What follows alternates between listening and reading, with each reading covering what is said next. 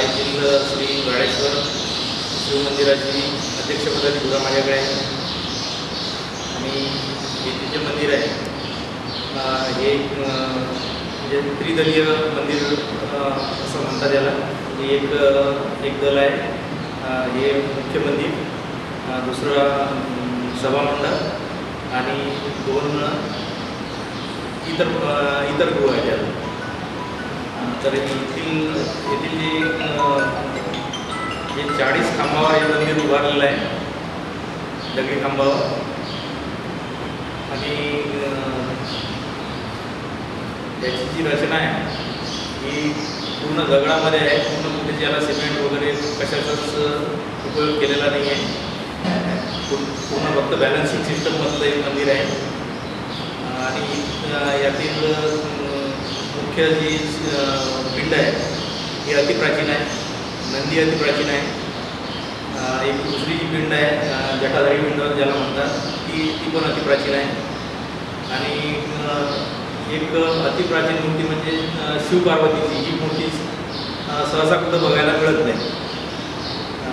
म्हणजे शंकरांनी पार्वतीला डाव्या मांडीवर घेतलेलं आहे अशी शिवपार्वतीची मूर्ती आहे.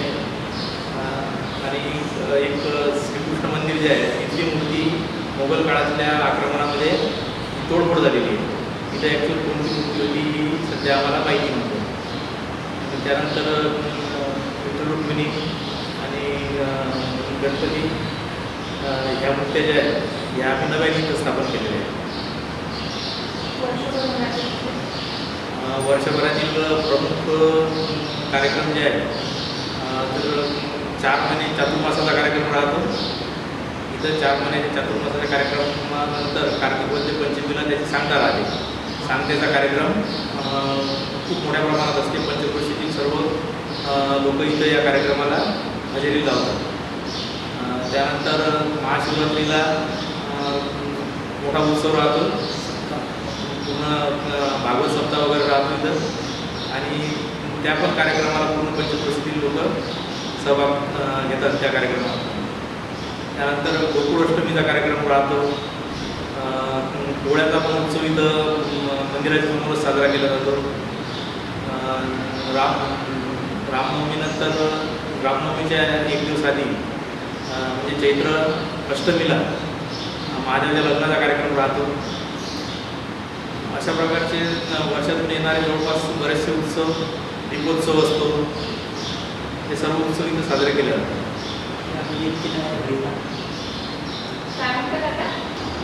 या ठिकाणी आता आपण नंदीविषयी माहिती जाणून घेणार आहोत.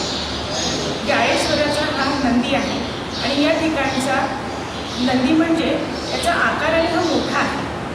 तसंच मुघलांच्या काळामध्ये याची शिंग जी होती ती तुटली होती. तसंच गाळेश्वराला सुद्धा काही प्रमाणात नुकसान झालं होतं.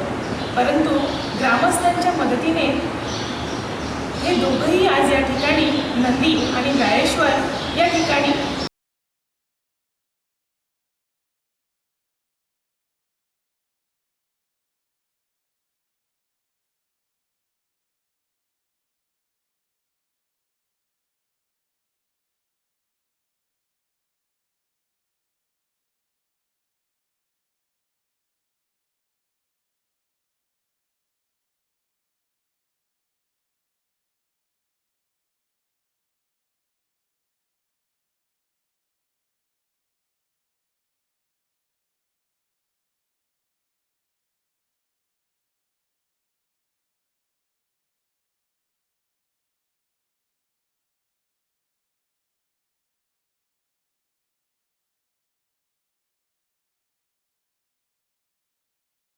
जे हरी ती विनायक आमच्या गावात गावकरीच आहे.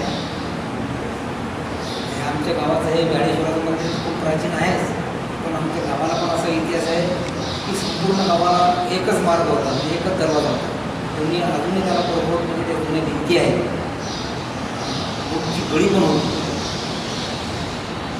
महावीर आहे ती मोठी पाहण्यासारखी, ती प्राचीनच आहे. राम मंदिर आहे. जी गळी होती त्या गळीमधून भुयार होते, तिथून त्या भुयारातून दत्त मंदिरात जाता येत होतं. असं दत्त मंदिर आहे. एक समजा कोणी एखादा रात्री 9 वाजताच्या पुढे आला असं त्यांचा वेळ होता, ते दरवाजा उघडत नव्हते. अशा प्रकारे आमचा गावाचा इतिहास आहे. हे मंदिर जे आहे हेमाळपंथी म्हणजे दगडाचंच आहे पूर्ण. खूप मोठमोठे दगड आहेत. असं आमच्या जवळजवळ या एरियात म्हणजे असं मंदिर आहे, प्राचीन मंदिर आहे. खूप गर्दी असते आमच्या श्रावण मासामध्ये. का आजूबाजूचे लोक पण परिसरातले आता 10-12 खेडे आहेत. श्रावण महिन्यात दर्शनाला दररोज सोमवारी तर खूप गर्दी असते.